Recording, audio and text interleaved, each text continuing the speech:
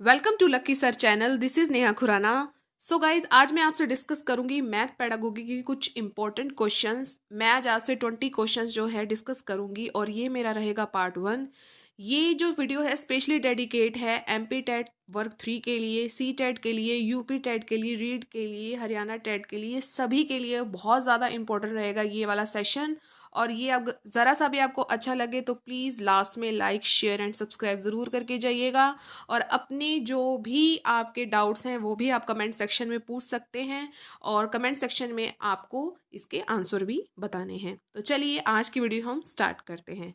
हमारा आज का फर्स्ट क्वेश्चन है, विशिष्ट से सामान्य तथा स्थूल से सूक्ष्म की ओर शिक्षण सूत्र पर आधारित कौन सी विधि है? विशिष्ट से सामान्य बहुत इंपॉर्टेंट क्वेश्चन है ये। और स्थूल से सूक्ष्म, आगमन विधि, संश्लेषण विधि, विश्लेषण विधि या निगमन विधि? तो बताइए इसका आंसर आप क्या सोचते हैं। तो गाइज इसका जो राइट ऑप्शन है वो है आगमन विधि। ओके, आगमन विधि में हम क्या करते हैं, विशिष्ट से सामान्य की ओर बढ़ते हैं और स्थूल से सूक्ष्म की ओर हम बढ़ते हैं। आगमन विधि में पहले क्या किया जाता है, पहले उदाहरण दिए जाते हैं और फिर नियमों को बताया जाता है। और निगमन विधि में क्या होता है कि पहले नियमों को बताया जाता है फिर उदाहरण को बताया जाता है। और गाइज ये बहुत बहुत ज़्यादा इंपॉर्टेंट क्वेश्चन है। एक क्वेश्चन डेफिनेटली जो है सीटेट में इससे पूछा जाता है, तो इसको याद करने की मैं आपको एक ट्रिक बता रही हूँ। आगमन विधि यानी कि आ से उदाहरण आएगा, ठीक है, हमने ऊ ले लिया तो ये उदाहरण आएगा। निगमन विधि यानी कि पहले क्या आएगा, नियम आएगा, नी से निगमन। तो जो इस तरह आप इस चीज को याद कर सकते हैं। अगर आपको एक चीज भी याद रह जाती है ना तो आप दूसरी चीज को नहीं भूल सकते, ठीक है। तो जब उदाहरण आते हैं, मैंने आपको बताया कि जो इसका राइट ऑप्शन है वो है आगमन विधि, ठीक है।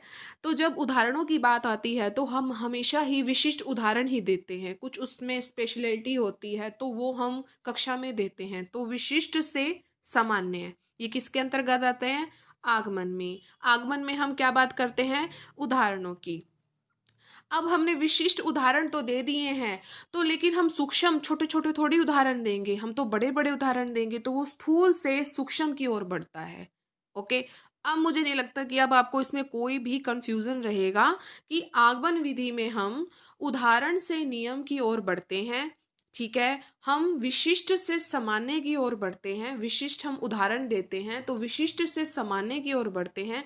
अब बड़े बड़े तो हम जब उदाहरण देंगे तभी बच्चों को समझ आएगा, छोटे छोटे उदाहरणों से तो समझ आएगा नहीं। तो स्थूल से सूक्ष्म की ओर बढ़ते हैं। होप ये आपको समझ आ गया होगा। तो फर्स्ट का जो राइट ऑप्शन है वो है आगमन विधि। नेक्स्ट क्वेश्चन की ओर बढ़ते हैं। रेखा गणित में कौन से आयाम को प्रमुख स्थान दिया जाता है?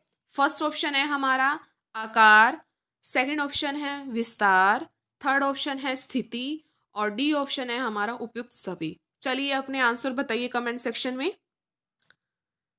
तो इसका राइट ऑप्शन है गाइस उपयुक्त सभी। ओके, हम रेखा गणित में अगर बात करें तो हम आकारों को भी हम पूरा पूरा स्थान देते हैं, आकार ही उसमें मेन होते हैं, हम उनका विस्तार भी बताते हैं और उनकी स्थिति भी बताते हैं। तो डी ऑप्शन इज करेक्ट। तो इस तरह ये हमारा क्वेश्चन कंप्लीट हुआ। चलिए आगे बढ़ते हैं थर्ड क्वेश्चन की ओर।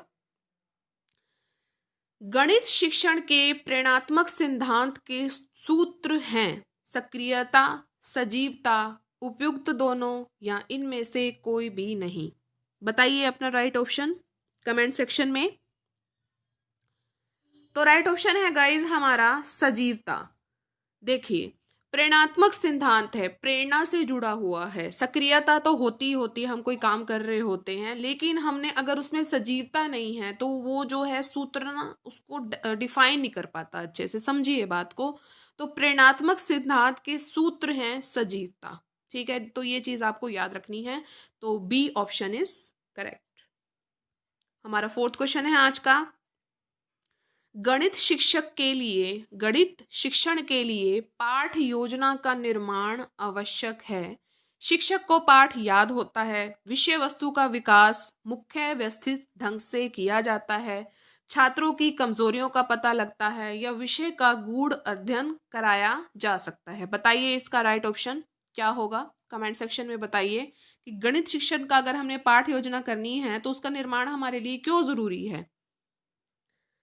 राइट ऑप्शन है हमारा गाइस, विषय वस्तु का विकास जो है व्यवस्थित ढंग से जो है किया जा सकता है। विषय वस्तु का अगर विकास जो है हम इसमें कर सकते हैं, व्यवस्थित ढंग से करेंगे तो बच्चे को हम समझा पाएंगे। अब शिक्षक को पाठ याद करने की क्या जरूरत है। अब छात्रों की कमजोरियों का पता लगाने के लिए बहुत सारे ऐसे उपचार हैं जो हम कर सकते हैं। विषय का गूढ़ अध्ययन कराया जा सकता है, तो हम यहाँ पर प्राथमिक जो है शिक्षक की बात कर रहे हैं, तो विषय का गूढ़ अध्ययन इतना जरूरी नहीं होता है। तो right option is B. Fifth question है हमारा, गणित विषय का सबसे अधिक संबंध होता है विज्ञान के साथ, नागरिक शास्त्र के साथ, भूगोल के साथ या समाजशास्त्र के साथ। बताइए अपना कमेंट में राइट ऑप्शन। तो जो राइट ऑप्शन है गाइस वो है हमारा ए, विज्ञान के साथ। विज्ञान के साथ कैसे होता है, जैसे मान लीजिए जो नॉन मेडिकल के स्टूडेंट्स हैं उनके लिए फिजिक्स में गणित अनिवार्य है। अगर उनको गणित नहीं आएगा तो वो फिजिक्स कैसे कर सकते हैं, केमिस्ट्री कैसे कर सकते हैं, ठीक है। तो विज्ञान के साथ कहीं ना कहीं ये जुड़ा हुआ है, जो फॉर्मूलाज होते हैं केमिस्ट्री में तो वो कहीं ना कहीं गणित विषय के साथ जुड़े हुए हैं। बाकी जो ये सब है सोशल स्टडी के जो सब्जेक्ट हैं इनमें इतना इसका रोल नहीं होता है, तो विज्ञान के साथ ज़्यादा होता है। तो ए ऑप्शन इज करेक्ट। हमारा 6 क्वेश्चन है, गणित के नियम व निष्कर्ष कैसे होते हैं। अब यहाँ बात हो रही है नियमों की और उनके निष्कर्ष की। वस्तुनिष्ठ होते हैं, सार्वभौमिक होते हैं, वस्तुनिष्ठ व सार्वभौमिक होते हैं या कोई नहीं। बताइए कमेंट सेक्शन में अपना आंसर। तो राइट ऑप्शन है गाइस यहाँ पर सी, वस्तुनिष्ठ और सार्वभौमिक दोनों होते हैं, ठीक है। सार्वभौमिक जहां भी आ जाए ना तो वो भी इंपॉर्टेंट है और वस्तुनिष्ठ आ जाए तो वो भी इंपॉर्टेंट है। दोनों अगर कई वर्ड्स दिख जाए ना तो आंख बंद करके ना आप कह दीजिए यही सही आंसर है। तो सी ऑप्शन इज करेक्ट।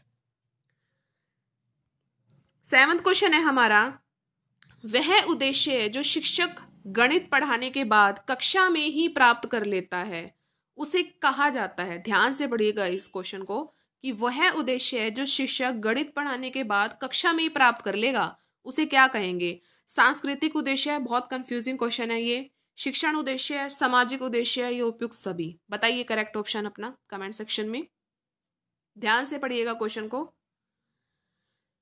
इसका राइट ऑप्शन है गाइस बी, शिक्षण उद्देश्य। मैंने क्या कहा था कि बहुत कंफ्यूजिंग है, जो ज़्यादातर बच्चे जो हैं डी ऑप्शन को करेक्ट करके आएंगे, लेकिन गलत है। यहाँ पर जो बी ऑप्शन है वो बिल्कुल करेक्ट है। वो कैसे है देखिए, यहाँ पर बात हो रही है कि शिक्षक गणित पढ़ाने के बाद कक्षा में ही उसको प्राप्त कर लेता है। वो सारे जो है उद्देश्यों की बात नहीं कर रहा, सिर्फ कक्षा की बात कर रहा है। तो कक्षा में तो सिर्फ शिक्षण उद्देश्य ही प्राप्त कर सकेंगे। तो B option is correct. 8 question की ओर बढ़ते हैं फटाफट। गणित शिक्षण में मूल्यांकन में ब्लूप्रिंट है, जो ब्लूप्रिंट बनाया जाता है मूल्यांकन के लिए वो क्या है। विद्यालय की एक आधारशिला है, प्रश्न पत्र निर्माण की आधारशिला है, शिक्षण की आधारशिला है या छात्रों की आधारशिला है। बताइए कमेंट सेक्शन में राइट ऑप्शन। ब्लूप्रिंट हम किस लिए बनाते हैं, तो राइट ऑप्शन है हमारा प्रश्न पत्र निर्माण की आधारशिला। तो जो बी ऑप्शन है वो बिल्कुल करेक्ट है। प्रश्न पत्र अगर हमने बनाना है तो पहले हमें उससे पहले ब्लूप्रिंट जो है तैयार करना होता है, तभी प्रश्न पत्र बनता है। तो बी ऑप्शन इज करेक्ट। 9वां क्वेश्चन हमारा, वैज्ञानिक विधि पर आधारित उपयुक्त विधि है योजना विधि, निगमन विधि, अधिगम अनुभव कितने प्रभावशाली रहे या उपयुक्त सभी। बताइए कमेंट सेक्शन में राइट ऑप्शन।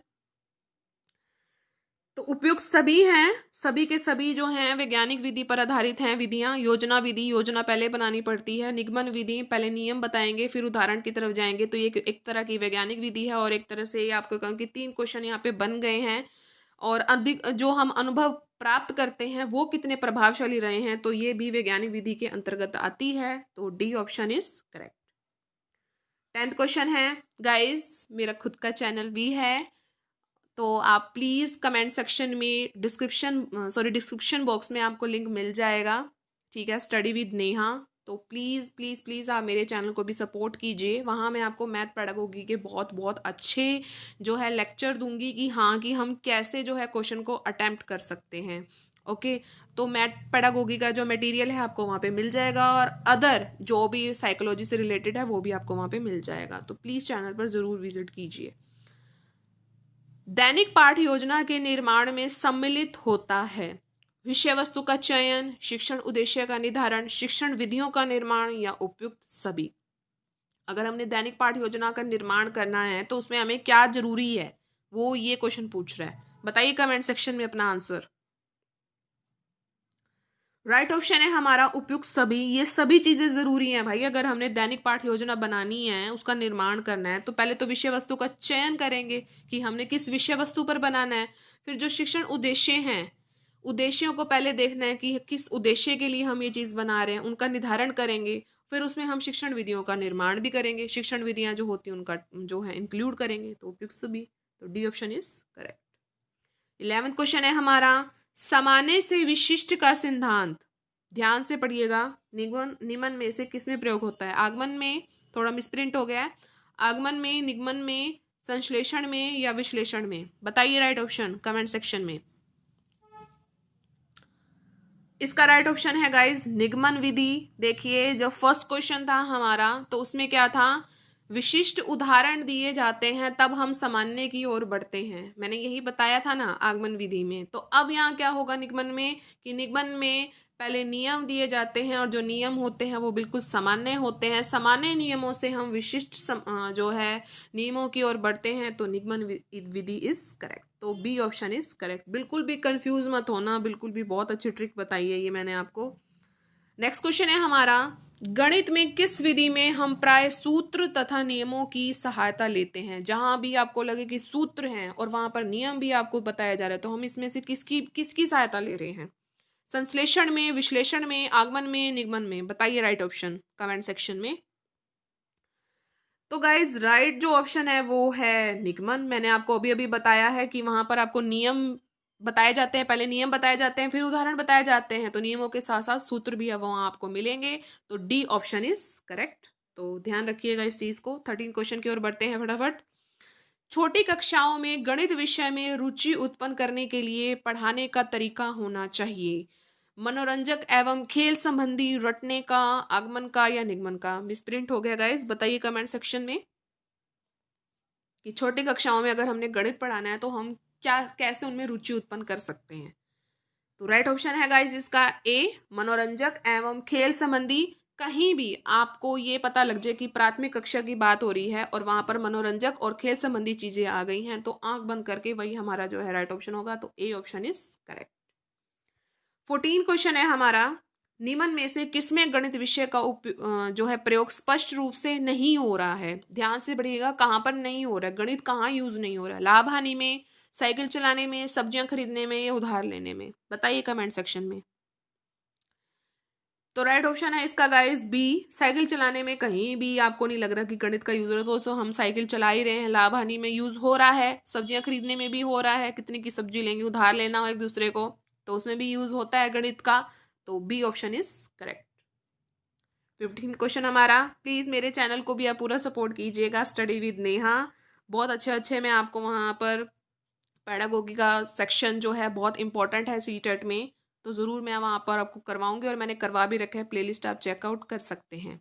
चलिए, यदि एक विद्यार्थी गणित विषय कई बार उसमें उत्तीर्ण हो जाता है, विद्यार्थी है, गणित विषय है, उसमें बार बार फेल हो जाता है, तो ये जानने के लिए कि गणित की किस विशेष शाखा में वे कमजोर है, तो निम्न में से आप कौन सी विधि प्रयोग में लेंगे।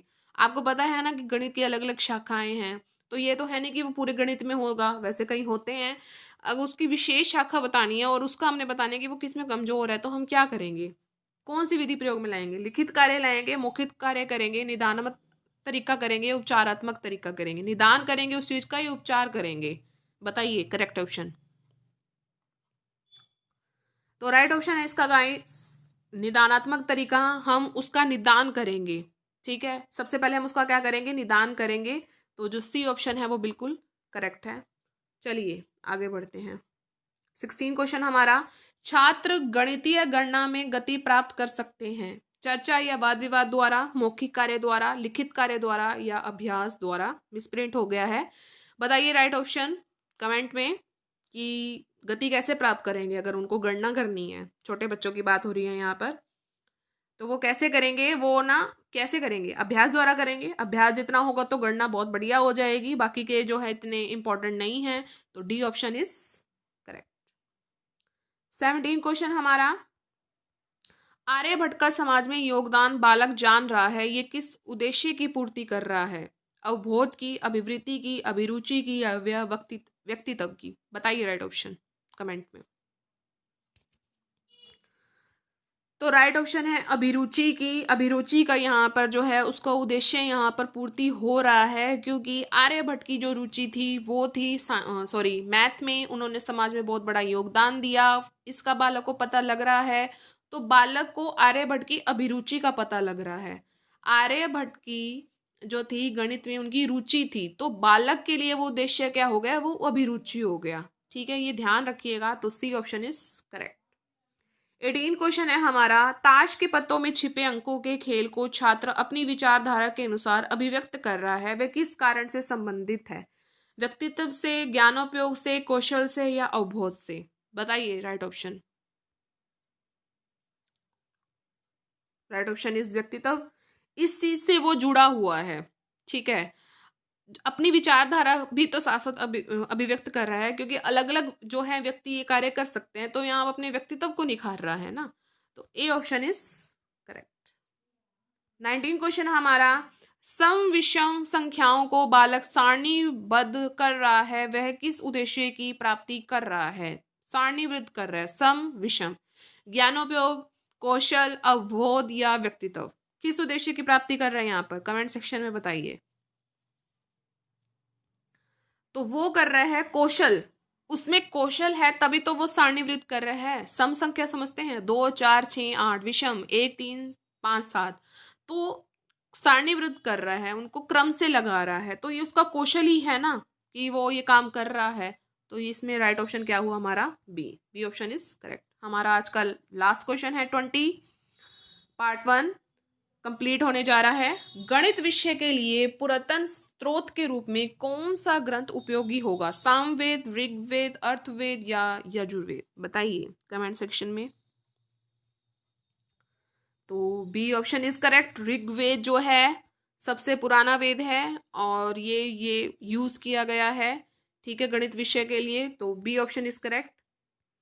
तो गाइज ये था आज का हमारा छोटा सा सेशन 20 क्वेश्चन का, पार्ट 1 मैथ पेडागोगी का। कैसा लगा कमेंट सेक्शन में ज़रूर बताइएगा। पार्ट 2 भी जल्दी अपलोड होगा।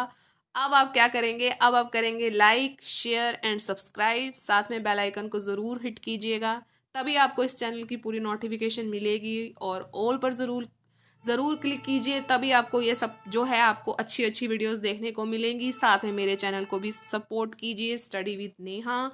आपको नीचे डिस्क्रिप्शन बॉक्स में लिंक मिल जाएगा, तो मेरे चैनल पर विजिट कीजिए। वहाँ मैं आपको CDP के जो है MCQs करवाऊँगी, बहुत बहुत बहुत इंपॉर्टेंट रहेंगे CTET के लिए, तो ज़रूर विजिट कीजिए। और आपको जो है प्रीवियस ईयर पेपर CTET के मैं वहाँ पर प्रोवाइड करूँगी। मेरा रहेगा पहले तो CDP का रहेगा, और फिर साथ साथ मैं आपको EVS के भी करवाऊंगी। तो प्लीज़ चैनल पर विजिट कीजिए। Previous year is must, previous year हमारे होने बहुत ज़्यादा ज़रूरी हैं। तो मिलेंगे हम अपनी नेक्स्ट वीडियो में पार्ट 2 के साथ। Till then thank you so much for guys, bye bye guys and take care.